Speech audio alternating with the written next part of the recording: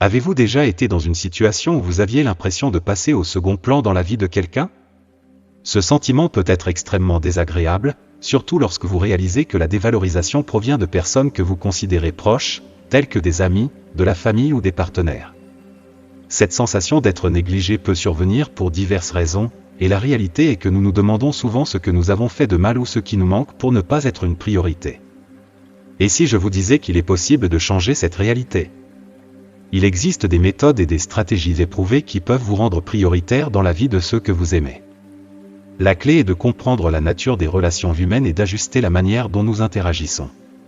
Avant tout, il est essentiel de comprendre pourquoi vous ressentez cela.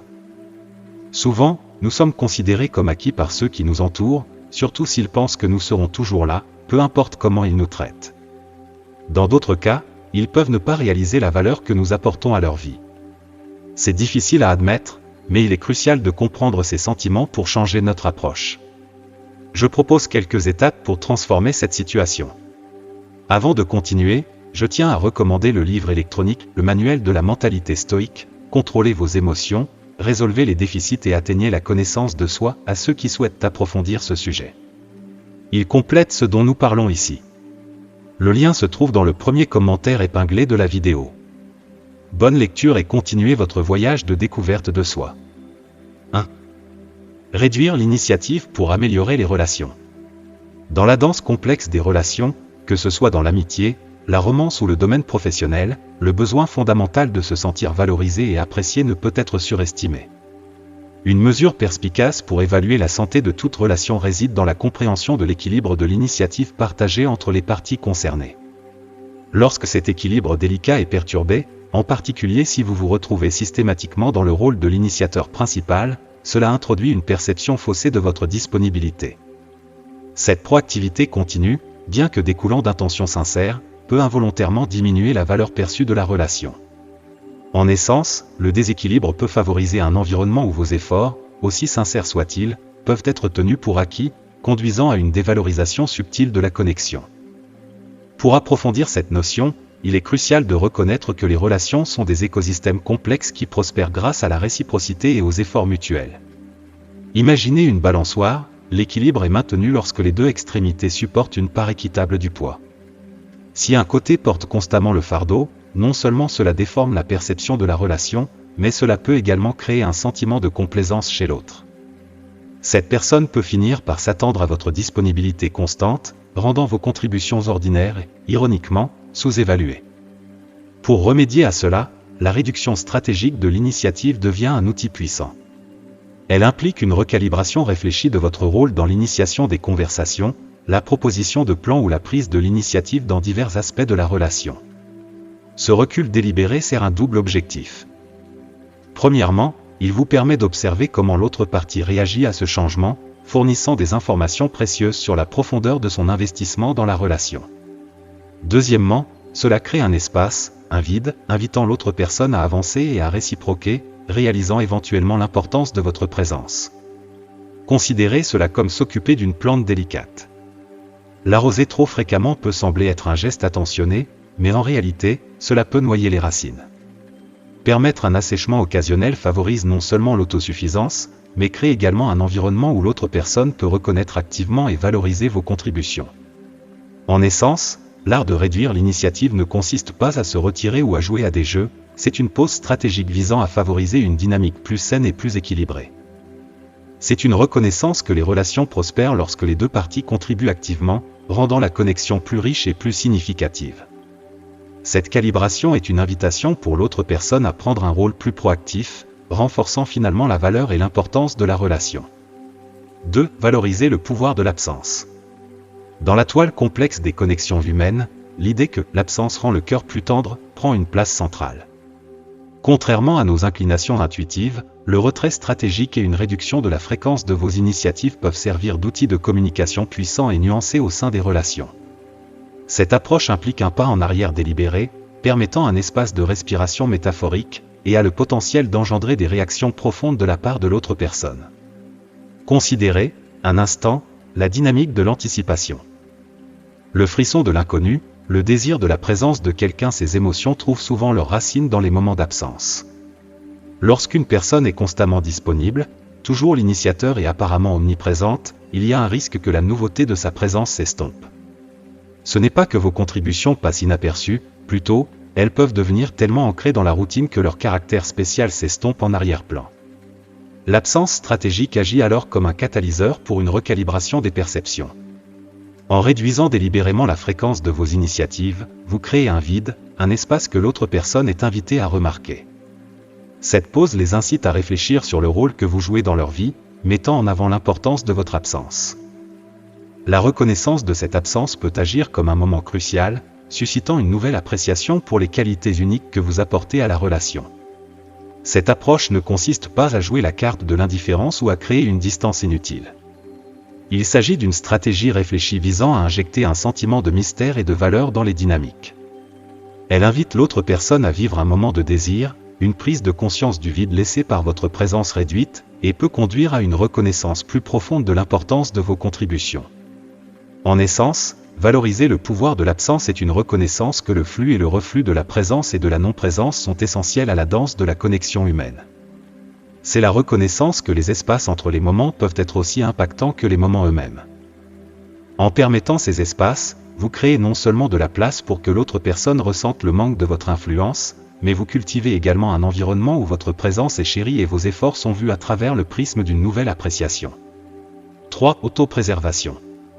Dans l'orchestration complexe des relations, le concept d'autopréservation émerge comme une symphonie cruciale. La réduction stratégique de l'initiative, bien que inextricablement liée à l'influence des perceptions des autres, est tout autant un acte de soin de soi et de bien-être émotionnel. C'est une reconnaissance que prendre constamment l'initiative peut exercer une pression sur les réserves émotionnelles de quelqu'un, et une évaluation consciente de cette dynamique est essentielle pour maintenir une existence saine et équilibrée. Lorsque vous vous retrouvez constamment dans le rôle de l'initiateur principal, que ce soit pour initier des conversations, proposer des plans ou diriger des projets, c'est comme porter un fardeau émotionnel important. Bien que des intentions sincères puissent motiver ces actions, la nature unidirectionnelle de ces efforts peut conduire à un épuisement émotionnel. Cela incite à une introspection, vous exhortant à évaluer la réciprocité de ces initiatives dans la relation. La question cruciale devient: les efforts que vous investissez sont-ils réciproques, ou existent-ils dans le vide? Évaluer cette réciprocité n'est pas un exercice d'égoïsme, mais un aspect fondamental de l'autopréservation. Il s'agit de reconnaître l'importance d'un échange mutuel d'efforts pour soutenir toute connexion significative. Les relations, par leur nature même, prospèrent sur des responsabilités partagées, où le fardeau de l'initiative n'est pas porté par un individu solitaire. Dans cette évaluation, considérez votre bien-être émotionnel comme une devise précieuse. C'est un actif qui nécessite un investissement réfléchi. Si vous constatez que vos investissements émotionnels ne produisent pas de rendement sous forme d'initiative ou d'efforts réciproques, il devient impératif de réévaluer la situation. Il ne s'agit pas d'un acte de retrait de l'affection, mais d'une réévaluation consciente pour préserver votre estime de soi et votre bien-être global. Se préserver face à une initiative déséquilibrée est un acte de respect de soi. C'est une reconnaissance que votre énergie émotionnelle est une ressource limitée qui mérite une considération réfléchie. Cette pause introspective permet une recalibration de vos actions, s'éloignant de l'épuisement émotionnel et veillant à ce que vos contributions à la relation soient accueillies par une réponse réciproque et appréciative. En essence, l'autopréservation dans le contexte de la réduction de l'initiative est une démarche à double volet. Elle garantit non seulement que vos réservoirs émotionnels restent remplis, mais elle sert également de signal subtil mais important à la dynamique de la relation. Elle indique que vos actions ne sont pas seulement le reflet d'un soin pour la connexion, mais qu'elles reposent également sur une compréhension profonde de la nécessité d'un investissement mutuel dans le tissu émotionnel de toute relation significative. 4. L'équilibre est essentiel. Dans l'art délicat des dynamiques interpersonnelles, l'adage « l'équilibre est essentiel » prend le devant de la scène, en particulier lorsqu'on considère la réduction stratégique de l'initiative dans les relations. Alors que ce changement intentionnel de dynamique peut être une stratégie précieuse, il est d'une importance primordiale de trouver un équilibre harmonieux. L'objectif n'est pas de s'engager dans des jeux d'esprit ou de favoriser une distance inutile, mais de cultiver un environnement où les deux individus se sentent estimés et ont la place d'exprimer ouvertement leur appréciation. La réduction de l'initiative, lorsqu'elle est exécutée avec finesse, est semblable à une danse soigneusement chorégraphiée. Elle implique un jeu nuancé d'avancée et de retrait gracieux, créant un rythme qui enrichit la profondeur de la relation. Cependant, comme toute danse, la précision et l'ajustement sont cruciaux pour son succès. L'idée d'équilibre, dans ce contexte, suggère que le but n'est pas de faire basculer le pendule trop loin dans l'une ou l'autre direction. Il ne s'agit pas de devenir distant ou d'adopter une approche trop stratégique qui pourrait semer des graines de confusion ou d'insécurité. Au lieu de cela, il s'agit de créer une atmosphère où les deux individus se sentent valorisés, entendus et réciproquement reconnus. Imaginez une balançoire, l'équilibre est maintenu lorsque les deux extrémités supportent une part équitable du poids. Dans le domaine des relations, cet équilibre repose sur un échange mutuel d'initiatives, de gestes et d'expressions de soins. Trouver cet équilibre nécessite une conscience aiguë du rythme émotionnel au sein de la relation. Cela implique un dialogue continu où chaque partenaire se sent habilité à contribuer sans craindre le déséquilibre. La nature délicate de l'équilibre implique également d'éviter les extrêmes. La réduction de l'initiative ne doit pas être mal interprétée comme une tactique pour favoriser une distance émotionnelle ou jouer à être difficile à obtenir. Au contraire, c'est une pause stratégique conçue pour favoriser un échange sain, créant un espace pour l'appréciation mutuelle à s'épanouir. Créer un environnement où les deux parties se sentent valorisées nécessite une communication ouverte et une compréhension partagée du flux inhérent à toute relation. Cela implique de reconnaître que chaque personne apporte une contribution unique à la table, et la danse de l'initiative est une entreprise collaborative. En essence, l'équilibre dans la réduction de l'initiative consiste à cultiver un écosystème relationnel où les deux partenaires peuvent prospérer. C'est une danse délicate qui nécessite une harmonisation avec les besoins et les rythmes de la relation. En adoptant cette approche équilibrée, vous n'améliorez pas seulement la profondeur de la connexion, mais vous posez également les bases d'une relation où la valeur mutuelle et l'appréciation peuvent s'épanouir authentiquement. 5. Valorisez votre temps. Dans la toile complexe de la vie moderne, où les frontières entre le travail, les engagements sociaux et le temps personnel s'effacent souvent, le concept de valoriser son temps émerge comme un pilier crucial pour soutenir des relations significatives. Établir des limites claires devient non seulement une pratique d'auto-soin, mais une stratégie fondamentale pour maintenir un équilibre dans les aspects multidimensionnels de l'existence. Considérer le temps comme une ressource finie, une monnaie qui, une fois dépensée, ne peut être reconstituée. Reconnaître sa valeur inhérente incite à la nécessité d'établir des limites intentionnelles. Dans un monde caractérisé par une connectivité constante et une myriade d'engagements, discerner quand tracer la ligne devient une forme d'art crucial pour nourrir des relations saines et équilibrées. Les limites, dans ce contexte, sont les garde-fous invisibles mais indispensables qui délimitent les différentes facettes de la vie. Elles délimitent le temps alloué aux responsabilités professionnelles, aux interactions sociales, et, peut-être le plus crucial, à la revitalisation personnelle. La capacité de discerner quand établir ces limites est un art qui requiert la conscience de soi et un engagement à protéger son bien-être. Dans le domaine professionnel, délimiter les frontières entre le travail et le temps personnel est primordial. L'omniprésence de la technologie a ouvert une ère où le bureau peut s'immiscer dans le sanctuaire du foyer. Établir des limites sur quand les communications liées au travail sont acceptables n'est pas simplement une question de commodité, mais une protection contre l'épuisement professionnel et une affirmation de l'importance du temps personnel. Les engagements sociaux bénéficient également de limites bien définies. Alors que les interactions sociales sont intégrées au tissu des relations, il existe un équilibre délicat entre la connexion significative et la fatigue sociale. Savoir quand décliner gracieusement des invitations ou allouer du temps à des poursuites personnelles favorise un sentiment d'équilibre, empêchant l'érosion des réserves mentales et émotionnelles. Tout aussi important est l'établissement de limites dans le temps personnel. Cultiver des moments de solitude et d'autoréflexion n'est pas un luxe, mais une nécessité pour maintenir une psyché saine. Allouer du temps pour des passe-temps, des soins personnels, ou simplement une contemplation tranquille renforce les fondements du bien-être individuel, rendant la personne plus résiliente et présente dans les relations. L'art de valoriser votre temps réside donc dans le discernement de quand dire oui et quand décliner gracieusement, quand s'engager et quand se retirer. C'est un engagement envers la croyance que les limites ne sont pas des barrières, mais plutôt des facilitateurs de connexions significatives. C'est une reconnaissance qu'en préservant son temps, un réservoir d'énergie est préservé, prêt à être investi dans des relations avec intention et authenticité. En essence, valoriser votre temps est une invitation à façonner une vie où les différentes facettes coexistent en harmonie. C'est une affirmation de l'agence dans un monde qui demande souvent un mouvement perpétuel. En adoptant la pratique d'établir des limites, vous préservez non seulement la sacralité de votre temps, mais vous contribuez également à la création de relations caractérisées par le respect mutuel, l'équilibre et une appréciation partagée pour la précieuse ressource qu'est le temps. 6. Priorisez vos besoins. Dans le paysage complexe des relations, qu'il s'agisse d'amitié, d'embrouilles romantiques ou de liens familiaux, l'impératif de prioriser vos propres besoins émerge comme un principe fondamental. Cela implique une reconnaissance profonde de votre valeur intrinsèque et l'établissement de normes qui délimitent comment vous vous attendez à être traité dans le cadre de toute relation. Le voyage commence par une reconnaissance fondamentale, une compréhension que votre valeur n'est pas conditionnée par les perceptions ou les actions des autres.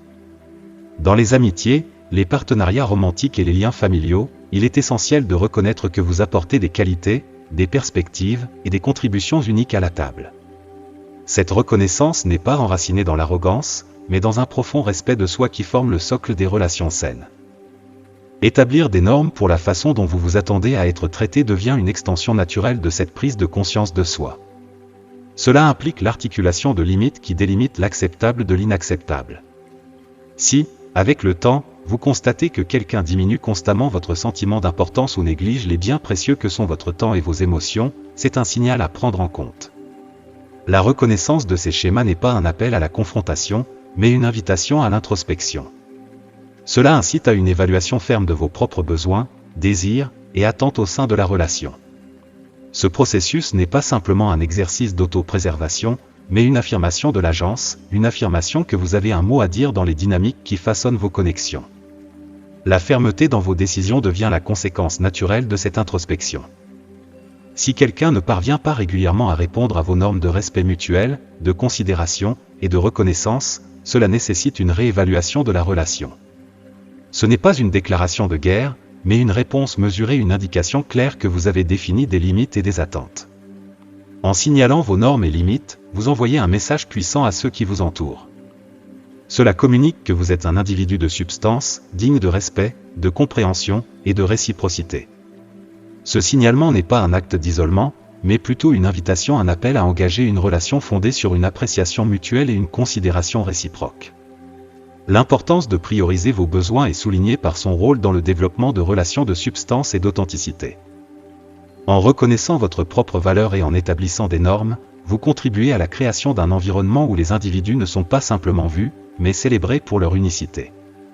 Dans cet espace, les relations cessent d'être une simple transaction et évoluent en connexion significative où les besoins de chaque personne sont non seulement reconnus, mais activement pris en compte.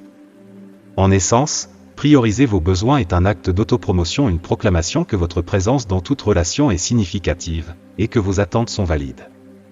C'est un voyage vers des relations qui résonnent avec authenticité, respect, et un engagement partagé envers le bien-être de chaque individu impliqué. 7. Évitez de centrer votre vie sur une seule personne. Dans la toile complexe des connexions humaines, où les émotions s'entremêlent et les liens se forment, la tentation de centrer nos vies autour d'une personne unique devient souvent un récit prédominant. Alors que l'attrait de concentrer notre attention et notre énergie sur quelqu'un qui nous est cher est indéniable, il est impératif de nous ancrer dans la réalisation que nous sommes, fondamentalement, des individus indépendants. La démonstration que nos vies s'étendent au-delà de l'orbite d'une seule personne sert de pierre angulaire pour établir la valeur personnelle et le désirabilité. Les relations humaines, par leur nature même, sont complexes et multifacettes. Il est inné pour les individus d'investir émotionnellement dans ce qu'ils chérissent, que ce soit dans des amitiés, des implications romantiques ou des liens familiaux. Pourtant, l'équilibre délicat réside dans la compréhension que, bien que les connexions soient essentielles, l'essence de notre identité n'est pas uniquement définie par la présence d'une personne unique. Cette compréhension se déploie comme une reconnaissance profonde de notre autonomie. Cela implique de reconnaître que chaque personne, quelle que soit la profondeur de ses connexions, porte un ensemble unique d'intérêts, de passions et de poursuites. La démonstration de cette autonomie ne diminue pas la signification des relations que nous entretenons, au contraire, elle les enrichit en ajoutant une couche d'individualité et d'autosuffisance.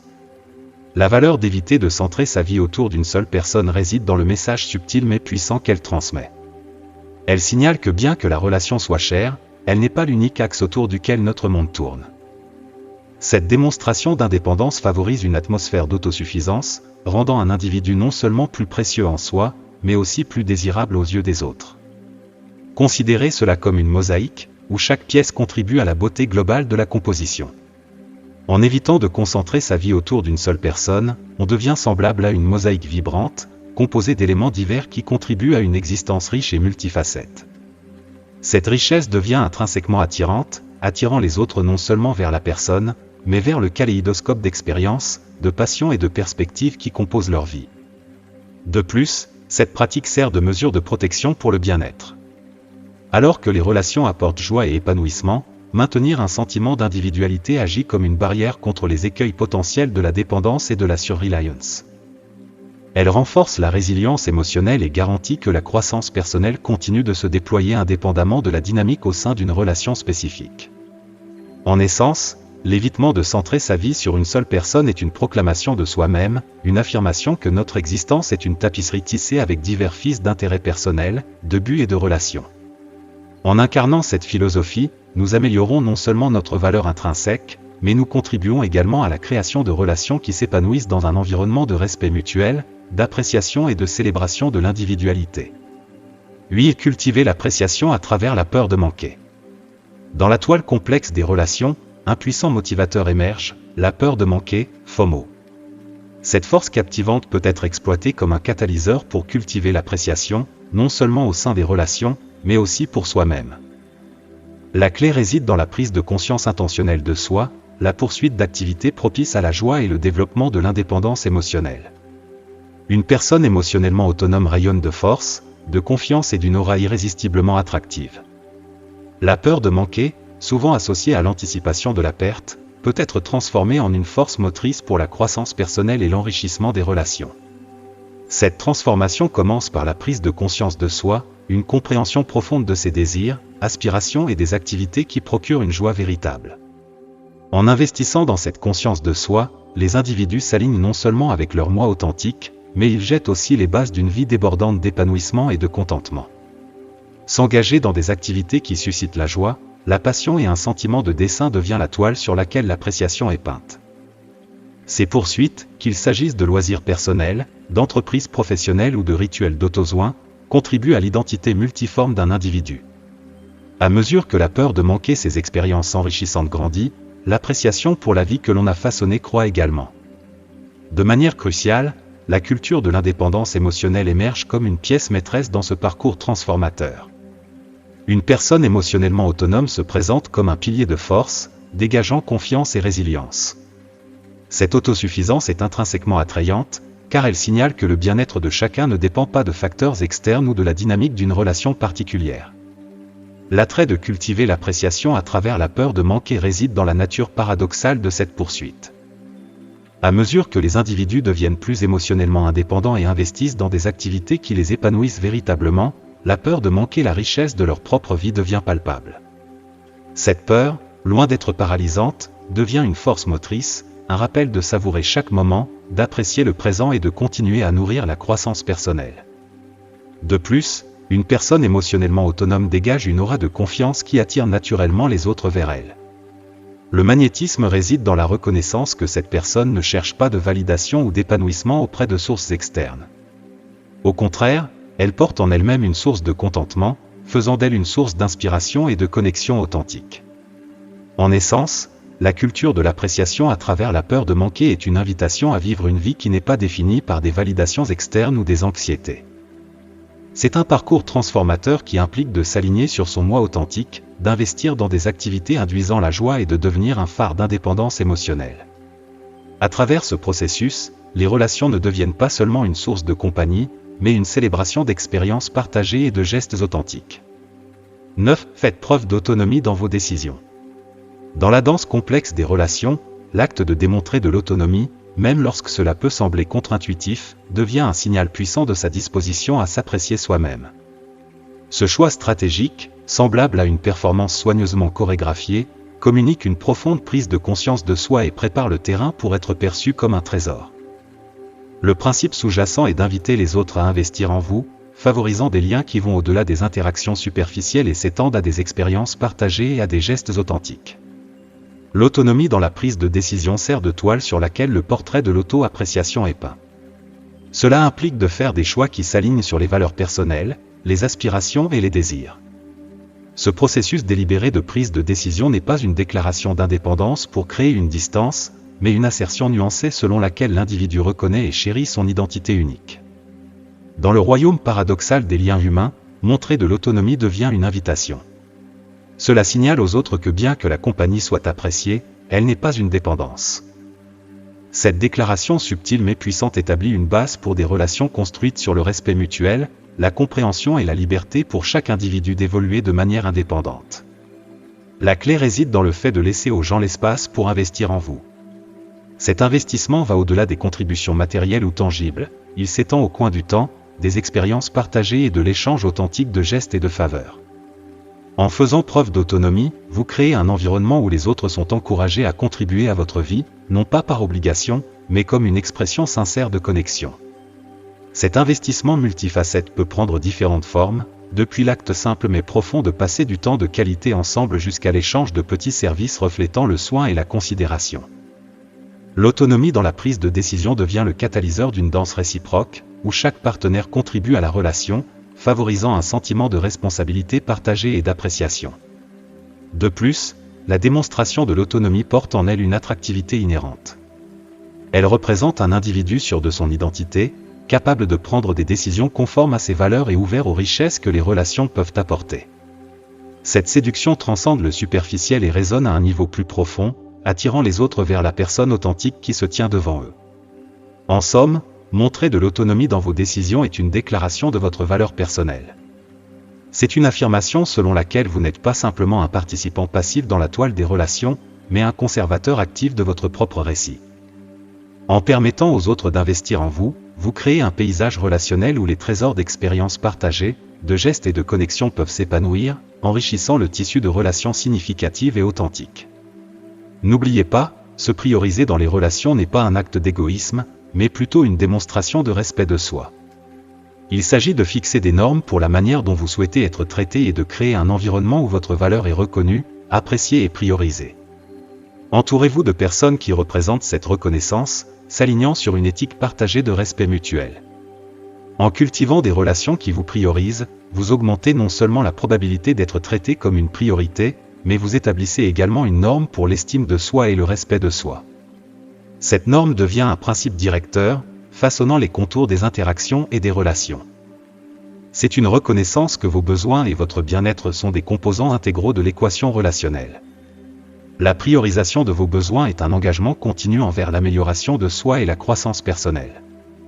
Cela implique un effort quotidien pour être la meilleure version de vous-même, reconnaissant que ce parcours n'est pas statique, mais une évolution continue. Chaque jour devient une opportunité pour améliorer votre prise de conscience de soi, affiner vos objectifs et contribuer positivement à votre bien-être et à celui de ceux qui vous entourent.